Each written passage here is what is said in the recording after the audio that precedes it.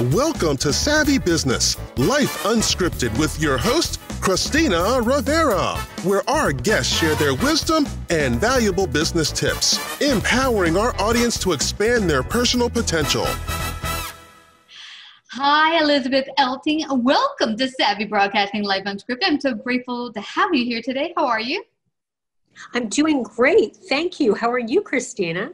Oh, you betcha. I'm doing fabulous. Even more so that we're going to talk about something that's been troubling a lot of people, and that is how to deal with the fear of uncertainty. Right now, we've had a heck of a lot of that with leaving past COVID, and I really hope it's post-COVID. That the name of our new series, post-COVID, life after COVID, because we want to get past this uncertainty and start to see how we can pivot and grow and go from there. And there are a lot of opportunities. It might seem scary, but it's those uncertain times that can bring about the most growth. Absolutely. I couldn't agree more. Uncertain times give us opportunities. So absolutely. Tell me, how has it been for you, this whole change and pivot and going through the COVID and post-COVID? What have been some of the biggest changes for you, and how have you worked through some of the uncertain times?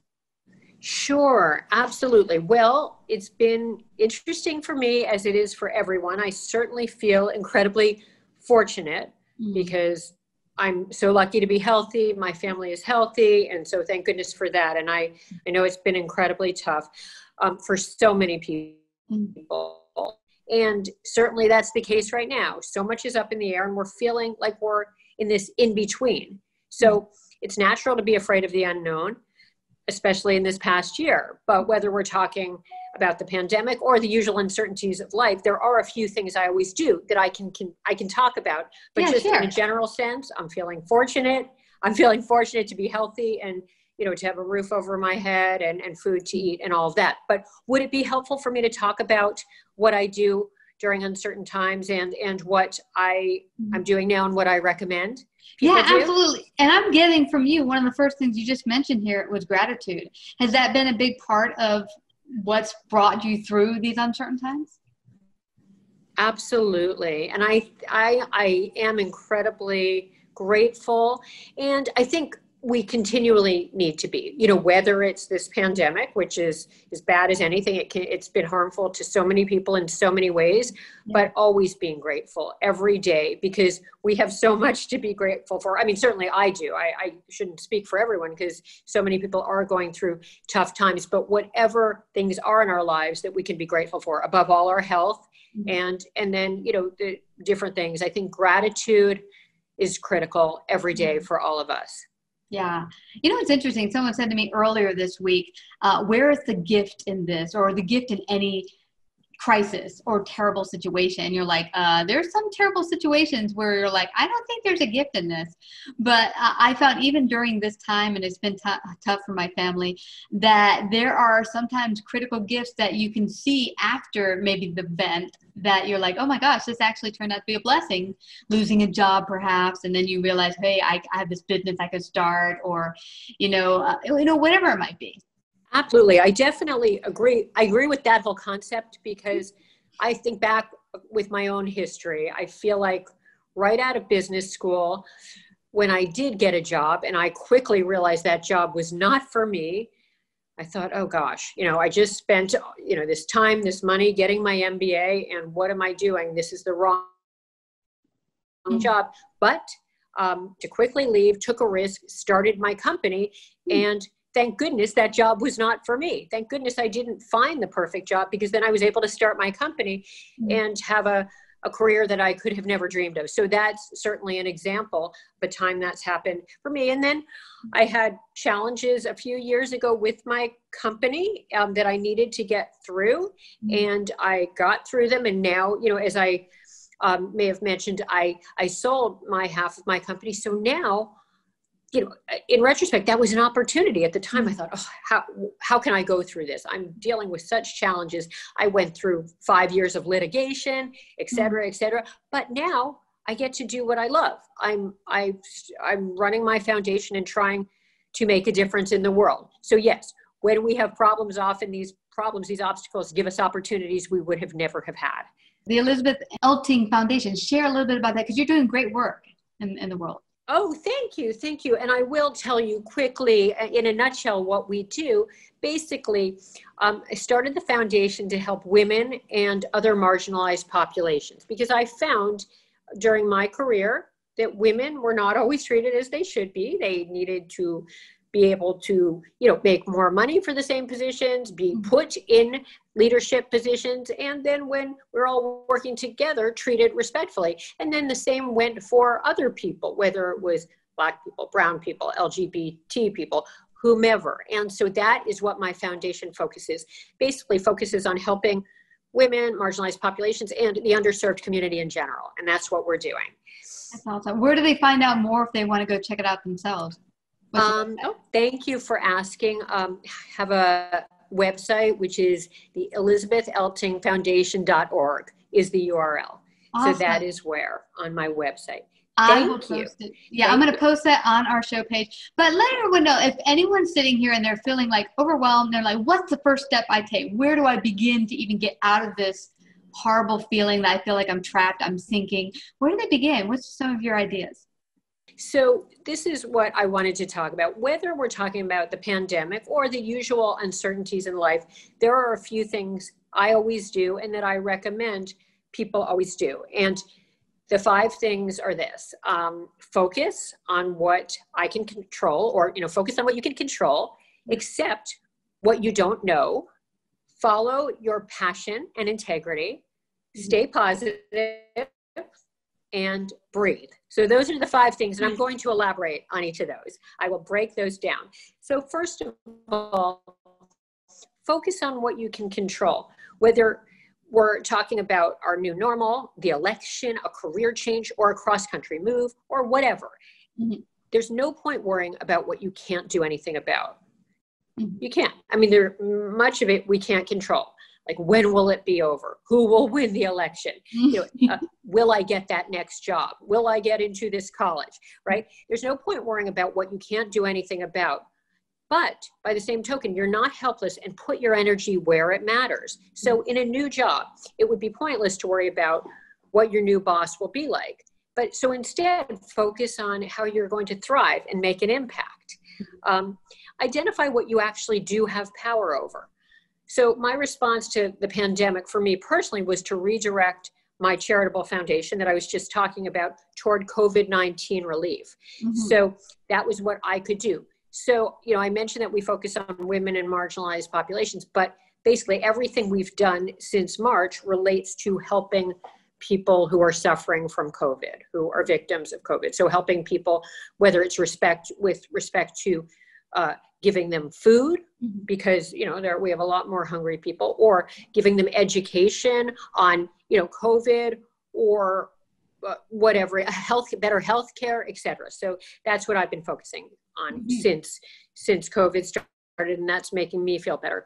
We all have our individual capacities, competencies, connections, and resources, and think about what yours are. How can you bring them to the table?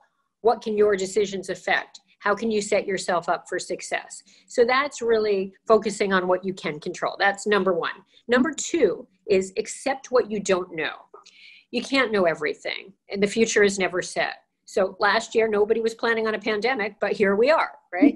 Man plans, there's that saying, man plans, God laughs, so we just have to deal with it.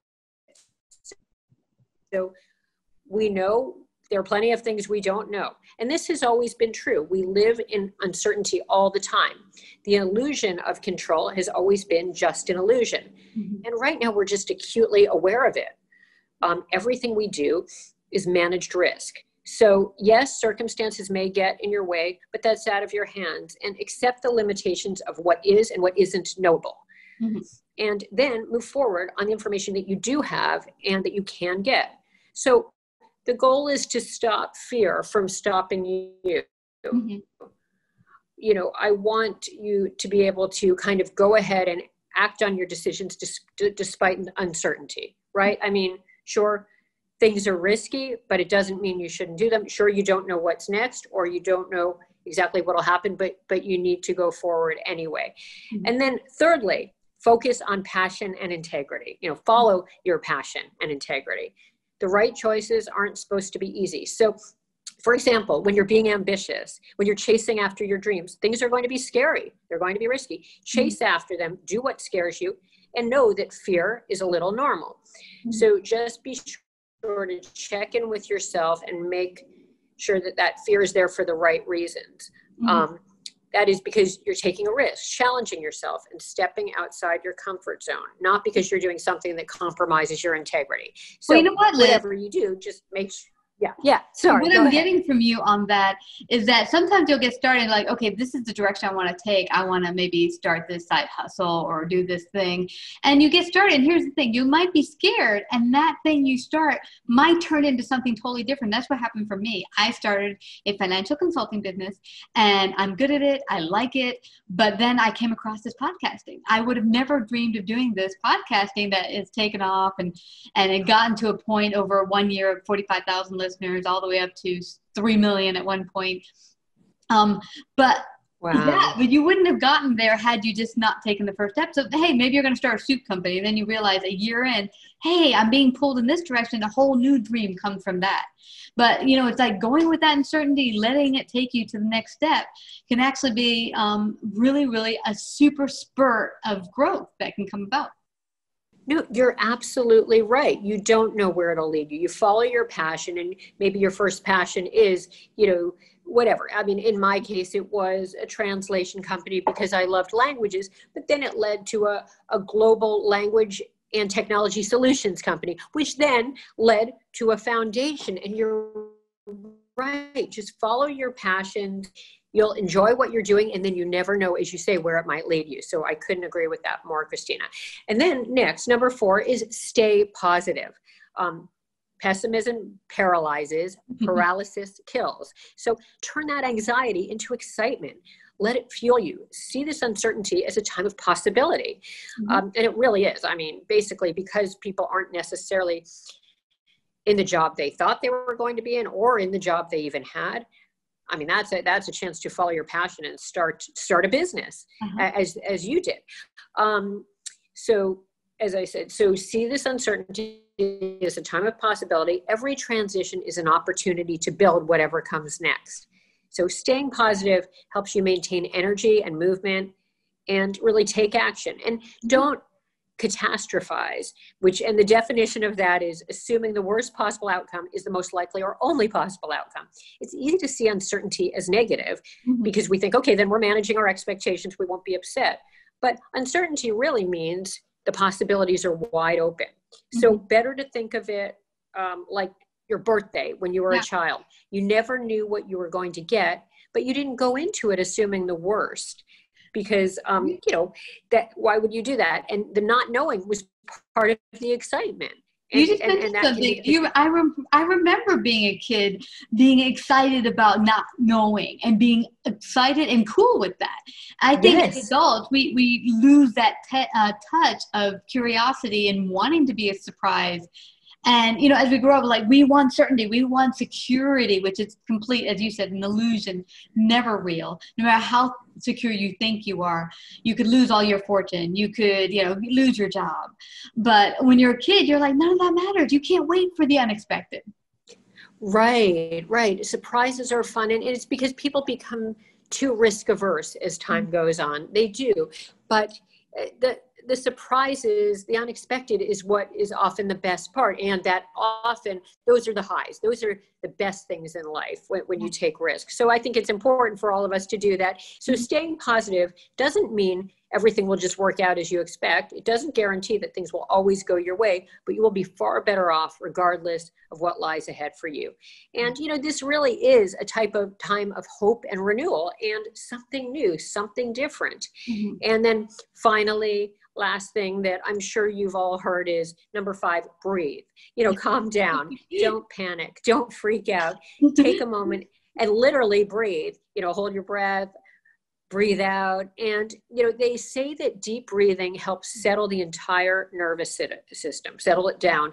It stops the part of your nervous system that reacts to danger and activates the part that regulates rest. So it's feed and breathe rather than fight or flight. So, hypervigilance doesn't actually give the sense of control you crave because your brain is reacting as if there's immediate danger to respond to. Mm-hmm. So it's best to rest, take stock, and then plan. And this is really how we make smart choices, keep ourselves sane, and keep going. So, those are some of the things I recommend during this time that I've found to be helpful. I love that, Liz. Feed and breathe instead of flight and flee. Because, you're right. You're like, when you get in that high adrenaline, it's like you're running from a tiger at all times. And in that state, your brain kind of gets tunnel vision. You'll probably make really poor choices in that response. But when you breathe deeply and then, just let yourself rest, and maybe, I was eating too much during COVID, but, feed yourself healthily, you can begin to make those better choices and come out on the other end even better than before this all started. Yeah. And, I understand the eating too much because I think we're around the food more. It's too easy to run to the refrigerator. But I think for that, and nobody loves eating more than I do. I happen to be a huge eater, but I think what helps on that, and people have probably heard this, but forcing yourself to get a set amount of exercise each day. For me personally, what I do is 5 miles. I make myself walk at least 5 miles. And just because then I'm out, I'm doing something, and it's a change of scenery, and I know I'm doing what I need to do. And that's no matter what time in my life, just doing that somehow. But whatever it is, some people, are much more athletic. They're doing major running, they're lifting major weights, whatever it is. But I just think making that part of your day, along with the gratitude we spoke about earlier, along with doing something productive each day, whatever it is. I mean, another thing is calling at least, and, it's different numbers for different people, but at least one friend, or family member to really make sure you're connecting with people, because none of us should be isolated. But, there are those types of things as well. Can be incredibly helpful. This has been such a helpful podcast. I know you've given so much value for people to think about, and if they're feeling uncertain, things to ponder and think about and say, okay, instead of freaking out, what can I do that's productive? My one friend decided during the COVID thing, after a month of binging on Netflix, she said, I'm going to go and get a degree online because, hey, I'm sitting on my butt all day long. Might as well get some use out of it. And so, boom, now you can get your degree, up your resume. So there's so many things you can do at this time. Thank you so much, Liz, for coming today and sharing your valuable wisdom. Before we leave and head on out, just let everyone know again where they can find out more about your foundation, more about you. How can they do that? Oh, thank you. Thank you so much, Christina. I appreciate that. So my foundation website is elizabetheltingfoundation.org. So that's online. And that talks about the foundation, and I really appreciate it. And I've loved this conversation, Christina. Thank you so incredibly much. Oh, thank you so much. And just to let everyone know, Elting is ELTING, just so you got the proper spelling. Thank you again, Liz, for coming and sharing your great gifts today. Thank you. Oh, thank you, Christina. Greatly appreciate it. If you like this episode, please share. To hear more savvy episodes and savvy biz tips, go to lifeunscriptedradio.com. To become a guest or participate in paid sponsorship, email us at christina@lifeunscriptedradio.com.